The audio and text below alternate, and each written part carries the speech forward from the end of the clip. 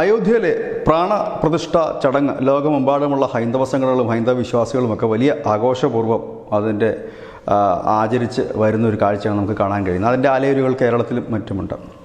കേരളത്തിലും ഇന്ത്യയിലുമൊക്കെ അതിൻ്റെ ഒരു പ്രധാന സംഘാടകർ എന്ന് പറയുന്നത് സംഘപരിവാർ തന്നെയാണ്. RSSഉം വിശ്വ ഹിന്ദു പരിഷത്തുമൊക്കെയാണ്.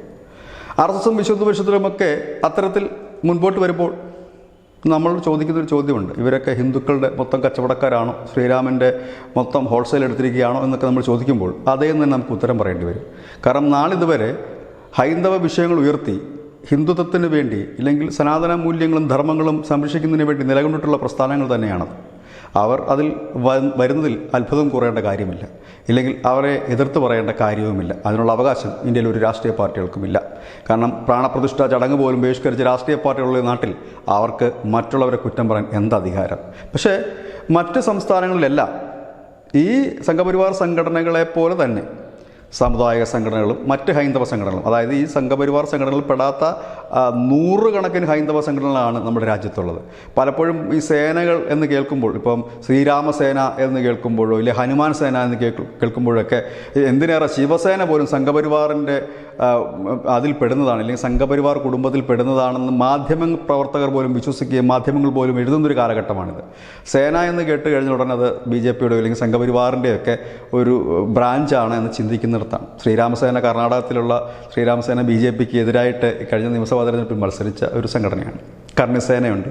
ഇതൊക്കെ സെപ്പറേറ്റ് ആയിട്ടുള്ള ചില സാമുദായിക സംഘടനകളും ഹൈന്ദവ സംഘടനകളും ഒക്കെയാണ്. ഏതായാലും ഈ ശ്രീരാമൻ്റെ പ്രാണപ്രതിഷ്ഠാ ചടങ്ങുമായി ബന്ധപ്പെട്ട് ഈ സംഘടനകളൊക്കെ സജീവമാണ്. അവർ വിദേശത്തും അമേരിക്കയിൽ ഉൾപ്പെടെ വലിയ റാലികളും മറ്റുമൊക്കെ നടത്തുകയും അതിൻ്റെ ആഘോഷ പരിപാടികളിൽ പങ്കെടുക്കുകയും ഒക്കെ ചെയ്യുന്ന ഒരു സാഹചര്യത്തിൽ കേരളത്തിൽ ഒരു നിർജീവമായി കിടക്കുന്ന ഒരു രീതിയായിരുന്നെങ്കിൽ അവിടെ വിശ്വ ഹിന്ദു പരിഷത്തിൻ്റെയും RSSൻ്റെയൊക്കെ നേതൃത്വത്തിൽ അക്ഷതം വീടുകളിൽ എത്തിക്കുന്ന ചടങ്ങുകളൊക്കെ നടന്നു വരികയായിരുന്നു. അപ്പോഴാണ് ഈ കോൺഗ്രസ് ഇത് ബഹിഷ്കരിക്കുന്ന ഒരു വാർത്ത പുറത്തു വരുന്നു. സ്വാഭാവികമായി RSS പത്രസമ്മേളനം നടത്തി അങ്ങനെ പ്രതികരിക്കുന്ന സ്വഭാവം പണ്ടേ ഇല്ല, ഇപ്പോഴുമില്ല, ഇനി ഉണ്ടാവുകയുമില്ല. ബാക്കിയുള്ള സംഘടനകളും പ്രതികരിച്ചില്ല. BJPയുടെ നേതാക്കളൊക്കെ പ്രതികരിച്ചു. അത് സ്വാഭാവികമായി പൊളിറ്റിക്കലി ആയിട്ടുള്ള ഒരു പ്രതികരണമായി നമുക്ക് കാണാൻ കഴിയും. പക്ഷേ കേരളത്തിൽ ചില വേറിട്ട ശബ്ദങ്ങൾ കേൾക്കാൻ കഴിഞ്ഞു എന്നുള്ളത് ഒരു ചെറിയ പ്രത്യാശയ്ക്ക് വക നൽകുന്നു. പതിവ് പോലെ ചങ്ങനാശ്ശേരിയിലെ NSSൻ്റെ ജനറൽ സെക്രട്ടറി ശ്രീ സുകുമാരൻ നായരാണ് ആദ്യമായി വെടിപൊട്ടിച്ചത്. എല്ലാ സംഭവങ്ങളിലും ഗണപതിയുടെ വിഷയത്തിൽ ഉൾപ്പെടെ ആദ്യം പ്രതികരിക്കുന്നത് ശ്രീ സുകുമാരൻ നായരാണ്. മിക്കവാറും ഒക്കെ അതിന് ഓപ്പോസിറ്റായിട്ട് എത്തുന്നത് വെള്ളാപ്പള്ളി നടേശനുമായിരിക്കും. പക്ഷേ ഏതായാലും സുകുമാരൻ നായർ ആദ്യം തന്നെ കോൺഗ്രസിനെതിരെ രംഗത്ത് എത്തുക തന്നെ ചെയ്തു.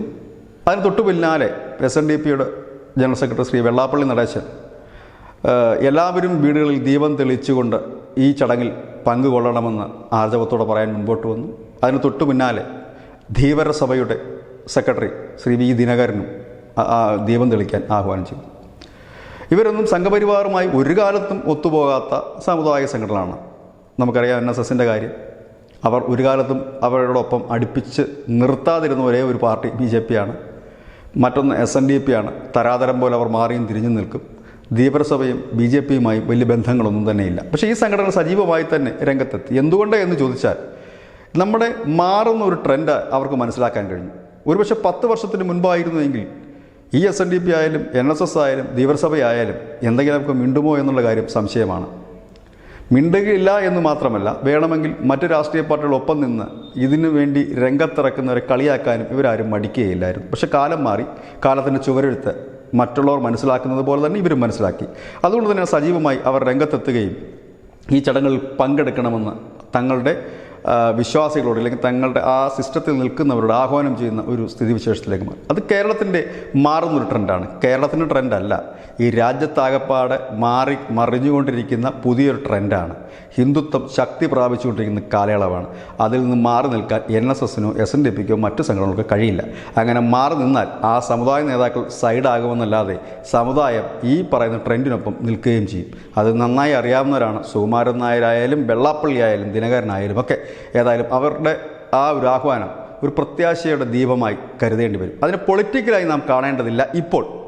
കാരണം ഇപ്പോഴതിനെ പൊളിറ്റിക്കലായി കാണേണ്ടതില്ല. പകരം ഹൈന്ദവ ശക്തിയുടെ അല്ലെങ്കിൽ ഈ രാജ്യത്ത് അലയടിച്ചു വരുന്ന പുതിയൊരു മുന്നേറ്റത്തിൻ്റെ ഭാഗമായിട്ട് തന്നെയാണ് ഇവർ ഇങ്ങനൊരു പ്രസ്താവന നടത്തിയത് എന്ന് തന്നെ നമുക്ക് കാണാൻ കഴിയും. അതിനകത്ത് വലിയ രാഷ്ട്രീയ മാനങ്ങളൊന്നും നൽകേണ്ട കാര്യമില്ല.